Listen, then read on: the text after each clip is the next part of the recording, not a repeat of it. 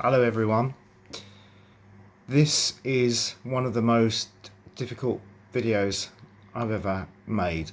So initially I'd ask you to bear with me because it might get difficult for me at times. It's also been a while since I've actually made a proper video where I'm facing the camera, so I'm completely out of practice. You'll notice on the heading of the video that it's Cane Corso, and that's the reason for what I'm posting up today. Almost 6 months ago, I was looking for another dog to join my little family. Some of you will know, my subscribers would know that I have two dogs, an English setter, Hugo, who's now 10, and Mabel, a Swiss Mountain Hound, who's 2.5. I wanted another dog, and it had to be a rescue because all I've ever done is rescue dogs. Never had dogs from breeders. So I was searching and searching and searching, and this photograph came up on the Dogs Trust website, and this dog was so unattractive, so ugly. I had to find out more. So when I made inquiries, I was told it actually wasn't the photograph of the dog, but because of certain legal reasons, they couldn't post photographs of him, which piqued my curiosity and made an appointment to take myself and Hugo and Mabel down to the Dogs Trust to meet this dog. The first meeting with then Hugo, as he was called, was a raging success, far better than I thought it ever would be. But he was nervous, jittery, didn't really make eye contact. In fact, he didn't make eye contact at all. But after a little while, he would pass by, so I'd be able to pet him and he'd walk on. And I left thinking, not sure, he's a big dog. He's a very big dog. I'm not sure where he's come from, what his history is. The Dogs Trust told me everything that they knew. He was 10 months old. And I went home and kind of became a little bit fixated with him because he was such a beautiful, beautiful dog. Not like the photograph they'd put up. He's just a handsome devil. So a few days later I went back, met him again, took him for a walk with my two, because it was really important to know first off whether I could walk 3 dogs at the same time. Very used to 2, but 3, and Hugo being the size he was. It was tough, but after a couple of visits of doing it again and again, I knew that I could work the way round to make sure that he'd be under my control and not under his control. The whole thing went through the process, home visits. The home visit actually turned out to be the visit where he never left. And after a couple of weeks, the adoption papers were signed, and Hector, as he was then named, as there couldn't be 2 Hugos in the house, became a member of this little family of mine. It's just me and my dogs. They're my kids. And they are each one as important as the other one. I knew it was going to be different, and I knew, given the size, that there might be some difficulties. To see him run on the beach the first morning when he pulled me forward so much that I had to let go of the lead, and thinking, oh, he's gone, he's never going to come back. He just followed the other 2 and moseyed around with them 2 on the beach and came back when the other 2 came back. And that was when his training started. He responded pretty quickly to Hector, and all was well. The first week that he was in the house, I had a house sitter come in for when I was at work because I was just too nervous of there being any fractions within the household. That all worked well. The first day I went to work, I felt sick because I didn't know what I was coming home to. All was well. All 3 happy to see me. And through the weeks that passed and the months that passed, I watched Hector become a confident, funny, loving, loyal, beautifully behaved dog. His command recall was better than Hugo's and Mabel's combined. He was so interested in other dogs on the beach with just joy. There was never animosity attached to him. Hugo, my English setter, who's now 10, was slightly fractious with him, but there was just reassurance with him all the time to make sure that he knew he was top dog all the time, so that if there were fusses and cuddles, Hugo came first. Hector wanted to be first, but he had to take his place, which was third place. The months rolled on, and all of the anxieties of leaving them disappeared completely. There was no reason for them not to be left while I was at work. And if I was at work for an extended amount of time, then my house sitter would come and always report back, all's fine. Hector became more loving, more affectionate. The first time he rolled over onto his back is a clear indication that he's secure, he's comfortable, he's showing his vulnerability, and that he's in a safe space. Life was just great fun with the three of them. Great fun. He never alarmed people on the beaches when we walked every day. Everyone was so interested to meet him. These dog breeds, these big breeds, there's always a fascination with them, and he loved the attention. And I liked the fact that he was such an impact, and that people could see that he was such a kind, generous, loving dog. The first time that he learned to jump up onto my shoulders on his hind legs, that was it. That's where he spent so much of his time. A lot of you have taken pleasure in seeing these reels or these shorts that I put up for Hex, really, over the other two, just so that I can show the world the joys of having a cane Corso. You're looking at the videos of why not to get a cane Corso and their frightening reasons. All I had was just this beauty that was loyal and loved me. When I came home from work on Friday afternoon, it's now Sunday. When I came home from work on Friday, I was greeted to what would be seen as a crime scene. It was a bloodbath. And Hugo, my English setter, was lying by the front door with large portions of his face ripped off. Hector was sitting next to him, licking Hugo's wounds. I don't know what had happened. I don't know how things had started. There were no indications. In the past, when you can feel something brewing, you're quick to nip it in the bud, quick to deal with the situation. And a couple of times that they have made themselves aware of each other, I've been there to nip it in the bud, and it's just been business as usual. Friday was different. It was a horror story.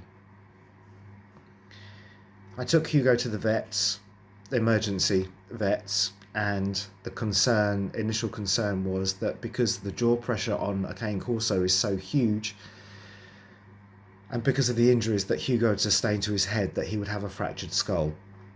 And this fractured skull would be the end of his life. They would put him to sleep because of the complications. There was also he had puncture wounds all over his face, scratch marks all over his face and on his neck. So I left Hugo with the vets, wondering whether Hugo would come home. So coming home, I'm looking at Hector and I'm like, the face, this innocent face, just confused. He was confused. He was almost like, what have I done? And I'm agonizing. You can't be here. You can't stay here. If Hugo dies, you go. Fortunately, Hugo didn't. He came through his anaesthetic. I brought him home on Friday night. And Hugo and Hector just kind of were there. Mabel was there. It was all tense for me because I don't know what happened. And my thinking was that Hector still has to go. And so I called the Dogs Trust. And they said sleep on it, which I did, but agonised with very little sleep about what to do, because Hugo has been so compromised. But Hector is such a lovely dog, such a beautiful dog. Saturday morning, we're walking on the beach and Hugo's doing his best. He's just sort of moseying with a very sore face, a very swollen face, but just being able to do his normal walk. And the other two are just doing the same thing as they've always done. And so by the time I got home from walking the dogs, I was like, there might be a way around this. If I can change what I do. Went straight to Amazon and ordered a muzzle for Hector, thinking we will now muzzle him, maybe in the house, but definitely outside of the house, just in case this taste of blood that he now has transfers onto others, which you think that I can't have that happening. And I would separate Hugo and Hector when I went to work. So Hugo would be closed in the lounge and Hector would just be with Mabel. So that was my plan moving forwards. And all of this was coming clear as I was thinking, I've got to save this. I've got to save this, because I know that Hector inherently is a really lovely dog. Just something happened that triggered him. And as awful as it was, I felt that he didn't have to deserve being thrown away. So all of this I was thinking, and I was making coffee, and my kitchen is in the basement and upstairs in the hallway. So I was making coffee and the noise again of Hugo being attacked. So I teared up the stairs and stopped it, but there had already been some wounds. And the decision came that Hector can't be here. And so the Dogs Trust yesterday morning came and took him away. I'm gutted. I'm absolutely gutted that the work and the nourishment and the everything that you put into a dog, you don't just bring a dog into the house and just go, well, let's just see what happens. You work really hard with Hector to make sure that he was aware that I was the top dog and that he was third. And for so many, 99% of everything, he responded to that. He had such a huge presence in this house, and it was, for the most part, unless he barked constantly at dinner time, it was just fun. So now it's Sunday, and he's been gone for 24 hours, and I'm full of regret. I'm full of regret that, first of all, Hugo has been so badly hurt. But there's more regret that I had to make that such difficult decision that then became so easy for Hector to be removed. It was not a decision initially that I was prepared to make lightly, because of the love that this dog has given to this house and to me.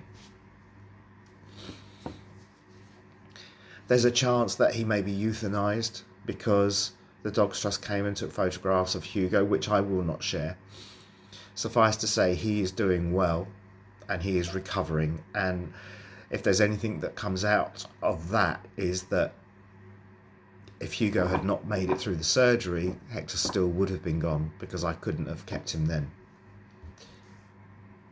So the difficulty is just dealing with the fact that it's all gone so horrifically wrong. And this really is a message about, you've all seen I've said before, you've all seen the reels of everything that Hector's been up to, the fun. Hopefully you've seen, and there's been some wonderfully kind comments and likes and subscribers that have seen that. This video is not about likes and comments and subscribers, particularly from people that feel that they've got the right to then attack someone that is in bits. And everything that I did for the good of the dogs, because they are my number one priority. In everything I do, in every decision I make, it's the dogs come first. And the nurturing of Hector, I knew he needed nurturing. He'd come from a bad start, and I wanted him to never have to deal with where he landed. I never wanted him to go back to that again. and now he's there. There's a possibility that he may be euthanized given the photographic evidence that they've taken. I really hope not. So it's a plea, 2 pleas on this video, which is now already 1/4 of an hour. It's gone fast. I'll keep it brief. First off, I'm brokenhearted. I'm brokenhearted about the whole situation. I'm relieved that Hugo is still here, but I'm devastated that Hector has had to go. If anybody is looking for a cane Corso, and this is not an indictment on the breed at all, cane Corsos are dominant dogs. They're guard dogs by their nature. And he was doing all of that, and I was so pleased that he was doing all of that because I felt safe. And I felt safe leaving him with my dogs. Anybody that's looking for a dog, I would say go and get a cane Corso, research them. Perhaps make sure that he's your only dog or that the other dog is a female. I couldn't castrate Hector because he was too young. I had to wait between 18 and 24 months. And he was 10 months old when I got him and almost 14 months old now. So I still had a way to go before I could have him castrated, but that was certainly something that was going to happen. But it's too late. But I would never not say don't have a cane Corso. They are the most beautiful, loyal, fiercely loyal and affectionate dogs. He's possibly the most affectionate dog I've ever had, even though it was just for such a short time in his life.